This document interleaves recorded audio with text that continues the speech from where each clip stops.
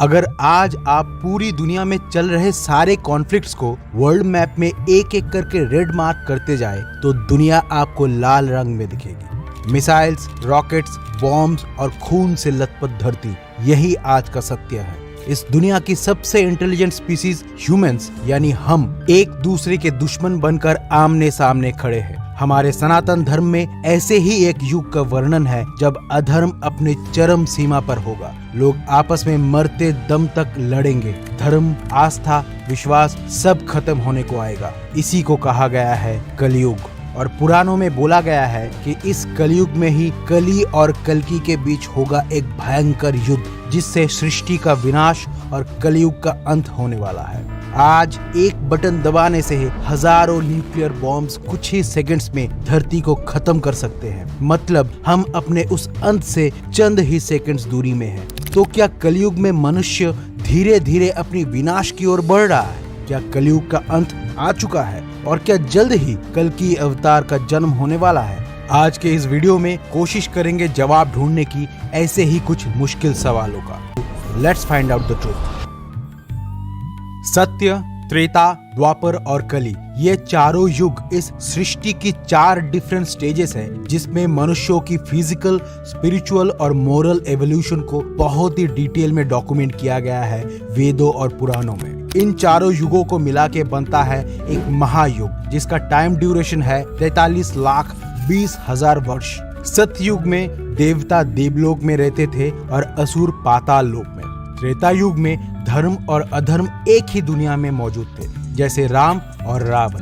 द्वापर युग में धर्म और अधर्म एक ही परिवार में दिखने लगा, जैसे पांडव और कौरव। वहीं कलयुग में धर्म और अधर्म एक ही मनुष्य के अंदर ही दिखाई देता है। इसका मतलब जैसे जैसे काल चक्र आगे घूमता गया, मनुष्य अपनी धर्म के मार्ग से थोड़ा थोड़ा दूर होता गया और उसके अंदर काम, क्रोध, लोभ, हिंसा जैसे अधार्मिक लक्षण बढ़ता गया। साथ ही उनकी आयु और लंबाई भी कम होती गई। पुराणों में कहा गया है कि हर युग में जब जब इंसानियत, अच्छाई और चरित्र का पतन होगा, तब तब एक महाप्रलय होगा और भगवान स्वयं अपने अवतार रूप में आकर अधर्म का विनाश और धर्म की पुनर्स्थापना करेंगे। फिर इस सृष्टि की दोबारा शुरुआत होगी एक नए युग के साथ। और ऐसे ही युग चक्र एक साइक्लिक ऑर्डर में घूमता जाता है। जैसे सत्ययुग के बाद त्रेता युग, उसके बाद द्वापर और फिर कलयुग आता है, देन अगेन ये ऑर्डर कलयुग से रिवर्स में रिपीट होता है। मतलब कलयुग के बाद द्वापर, फिर त्रेता, उसके बाद सतयुग फिर से आता है और एक महायुग कंप्लीट होता है। अगर बात करें इंपॉर्टेंट इवेंट्स की, तो सतयुग को छोड़ के त्रेता, द्वापर और खासकर कलयुग को समझना हमारे लिए बहुत जरूरी बन जाता है, क्योंकि इससे हमको पता चलता है कि हम अभी तक अपने धर्म के रास्ते से धीरे धीरे करके कितना दूर भटक चुके हैं। पुराणों में जो वर्णन दिया गया है उसके साथ आज के समाज में कितना सिमिलरिटीज है, ताकि हम आने वाला कल का अंदाजा लगा पाए। त्रेता युग में मनुष्य थोड़ा स्वार्थी हुआ, औरों से ईर्ष्या और द्वेष जैसे अवगुण मनुष्यों में जागने लगा, लेकिन अधर्म की मात्रा फिर भी कम थी। इसी युग में रावण वध के बाद श्री राम अयोध्या लौटकर राम राज्य की स्थापना की थी और कुछ सालों बाद जब वो वैकुंठ धाम लौट गए थे, तब त्रेता युग की समाप्ति हो गई और उसके बाद शुरू हुआ कालखंड का तीसरा युग यानी द्वापर युग। इसी युग से मनुष्य की चरित्र का पतन शुरू हो जाता है। दूसरों की संपत्ति, धन और यहाँ तक कि स्त्री पे बुरी नजर डालने जैसा कुकृत्य भी मनुष्य करने लगता है। द्वापर युग में मनुष्य जाति के 4 वर्ण ब्राह्मण, क्षत्रिय, वैश्य और शूद्र का भेदभाव भी अपने चरम पर था। इसी युग में महाभारत की लड़ाई भी लड़ी गई थी और एक बार फिर से भगवान ने अपने श्री कृष्ण अवतार में आके सृष्टि में धर्म की पुनर्प्रतिष्ठा की। लेकिन इसके बाद गांधारी के श्राप से जब भगवान श्री कृष्ण की मृत्यु हुई थी, तब शुरुआत हुई कलयुग की। कलयुग की आयु 4,32,000 साल है और अभी सिर्फ 5,125 साल ही बीते हैं। मतलब अभी भी 4,26,875 साल बचे हुए हैं। कलयुग में मनुष्यों का चरित्र कैसा होगा, पुराणों में इसका डिटेल्ड डिस्क्रिप्शन मिलता है। जैसे ब्राह्मण वेदों का पाठ नहीं करेंगे, क्षत्रिय प्रजा की रक्षा नहीं करेंगे और चोर प्रवृत्ति के लोग शासन करेंगे। हिंसा, लोभ, मोह, काम, क्रोध, वासना, द्वेष, माता पिता का त्याग, स्त्री अपराध, जीव हत्या, तामसिक भोजन जैसे अधर्म इस समाज पे पूरी तरह से हावी हो चुका होगा। और आज कुछ ऐसे ही होता हुआ देख भी रहे हैं हम हमारे आसपास। लेकिन पुराणों में ये भी कहा गया है कि हर युग की तरह कलयुग में भी अधर्म का विनाश और धर्म का पुनर्स्थापना करने भगवान विष्णु अपने 10वें अवतार यानी कल्कि अवतार के रूप में धरती पर अवतारित होंगे। तो कौन है ये कल्कि अवतार?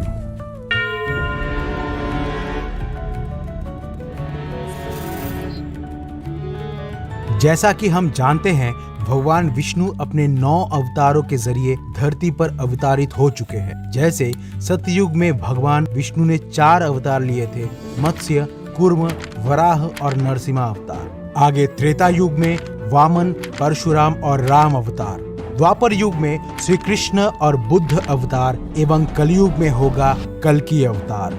कलयुग में कली का मतलब है डार्कनेस, अंधकार। पुराणों की माने तो सत्य, त्रेता, द्वापर युग में अभी तक जितने भी असुर देखा गया है उन सब से कई गुना ज्यादा भयंकर है कलयुग का कली असुर, जो मनुष्यों के दिमाग से धर्म की भावना को खत्म कर देता है। कली अमर है और अदृश्य भी। जब भी इंसान जुआ खेलता है, शराब पीता है, अनैतिक संबंध बनाता है, हिंसा करता है या चोरी करता है, इसका मतलब वो पूरी तरह से कली के प्रभाव में है। और देखा जाए तो आज हमारे समाज में भारी संख्या में लोग यही करता दिख रहा है। मतलब आज नहीं तो कल कलयुग अपने चरम पर होगा।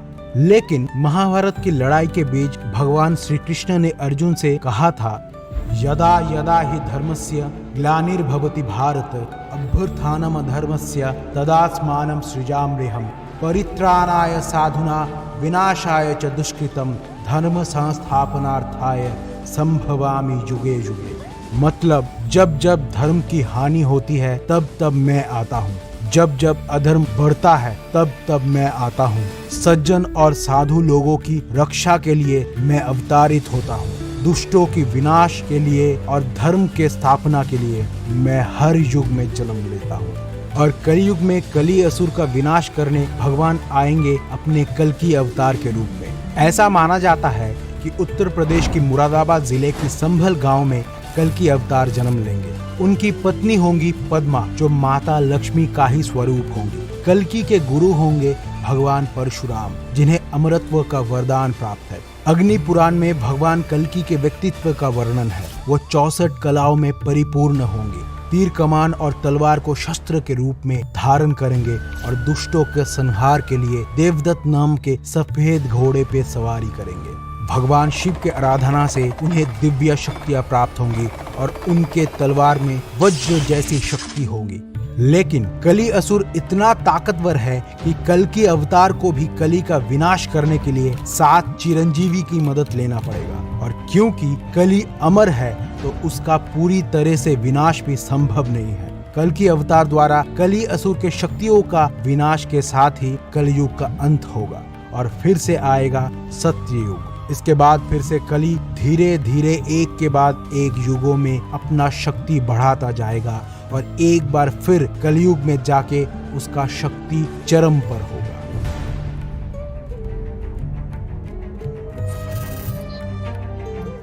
अगर रिसेंट कॉन्टेक्स्ट में देखा जाए तो लगता तो यही है कि हम घोर कलयुग में जी रहे हैं और दिए गए विवरण के अनुसार ही दुनिया अभी बहुत ज्यादा अशांत हो चुकी है। जैसे दुनिया पर अपनी सत्ता कायम, ताकत का वर्चस्व के चलते जब वर्ल्ड वॉर 1 लड़ा गया था तो इस लड़ाई से लगभग 4 करोड़ लोग मारे गए थे। वहीं वर्ल्ड वॉर 2 में 7.5 करोड़ लोगों की जान गई थी।